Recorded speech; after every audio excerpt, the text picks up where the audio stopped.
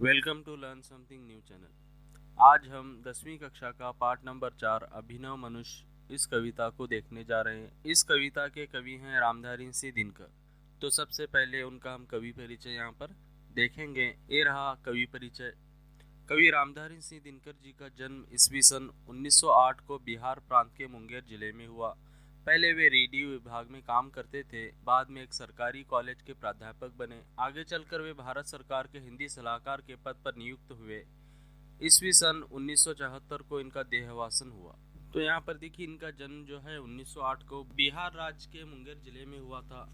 फिर वे पहले रेडियो विभाग यानी रेडियो स्टेशन में काम करते थे, फिर उसके बाद एक सरकारी कॉलेज के प्राध्यापक बन गए। आगे चलकर वे भारत सरकार के हिंदी सलाहकार यानी कि गवर्नमेंट ऑफ इंडिया के हिंदी एडवाइजर या हिंदी कंसल्टेंट के ओहदे पर चुने गए। और फिर सन ईस्वी 1974 को इनका देहावसान यानी इनकी मृत्यु हो गई। कवि की कुछ प्रमुख रचनाएं हैं हुंकार, रेणुका, रसवंती, रामधेनी, धूप छां, कुरुक्षेत्र, बापू, रश्मि रथी आदि। ये सभी इनकी कुछ प्रमुख रचनाएं हैं। कवि की हर रचना में हृदय को प्रभावित और उत्साहित करने की पूर्ण शक्ति है। इनकी भाषा सजीव और विषय के अनुकूल है। तो इनकी जो भी रचनाएं हैं, इन्होंने जो भी रचनाएं लिखी हैं, वे ऐसी लगती हैं मानो कि उनमें जान भरी हुई है, और जिस भी विषय पर वे रचनाएं करते थे वो उसके अनुकूल हुआ करती थी। अभिनव मनुष्य पद्य भाग यानी ये जो कविता आपको दी गई है, ये कुरुक्षेत्र के षष्ठ सर्ग से लिया गया है। तो ये था कवि परिचय।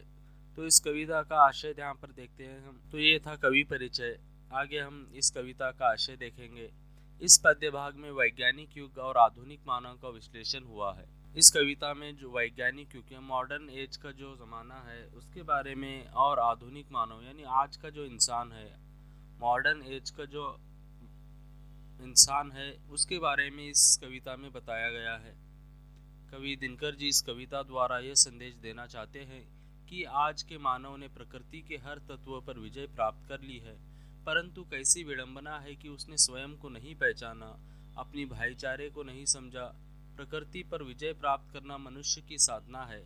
मानव मानव के बीच स्नेह का बांध बांधना मानव की सिद्धि है। जो मानव दूसरे मानव से प्रेम का रिश्ता जोड़कर आपस की दूरी को मिटाए, वही मानव कहलाने का अधिकारी होगा।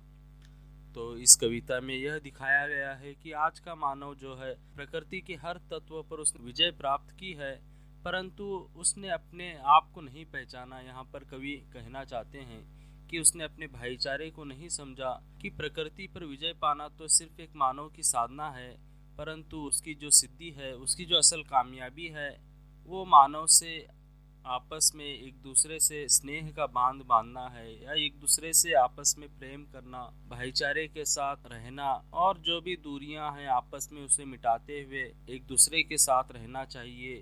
कवि ऐसे ही इंसान को, ऐसे ही मनुष्य को मनुष्य कहलाने का अधिकारी होगा, यहाँ इस कविता में कहते हैं। तो चलिए हम कविता देखते हैं। इस कविता के द्वारा बच्चे स्नेह, मानवीयता, भाईचारा आदि का महत्व समझ सकते हैं। तो इस कविता से बच्चे जो हैं प्रेम, मानवीयता यानी इंसानियत और भाईचारा यानी कि आपस में कैसे मिलकर रहना चाहिए एक दूसरे के साथ, इसका जो महत्व है उसके बारे में बच्चे जानकारी हासिल करेंगे।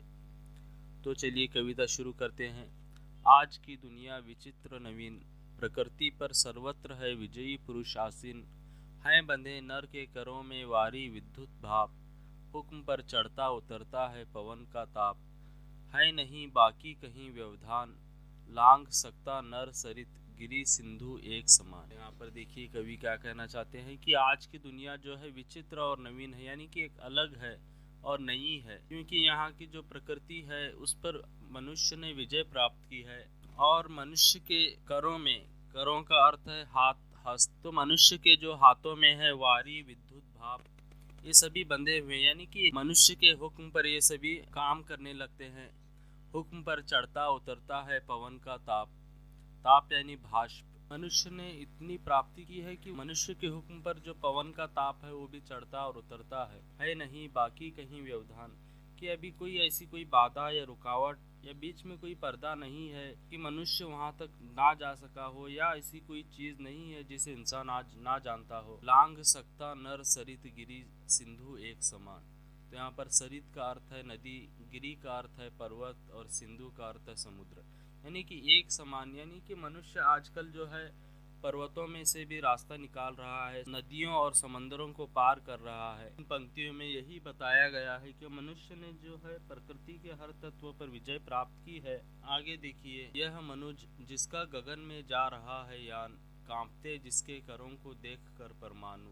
तो यहाँ पर देखिए कि ये जो मनुज है, यह इंसान है, मनुष्य है, इसका जो यान है वो गगन तक जा रहा है।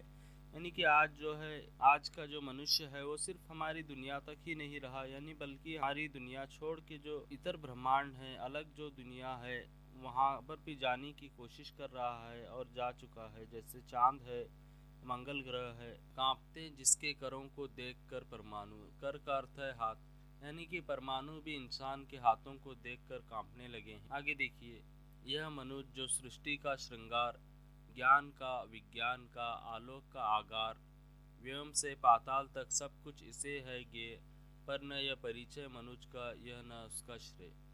तो यहाँ पर कवि कहते हैं कि ये जो सृष्टि है, इस सृष्टि का जो श्रृंगार है वो मनुष्य है।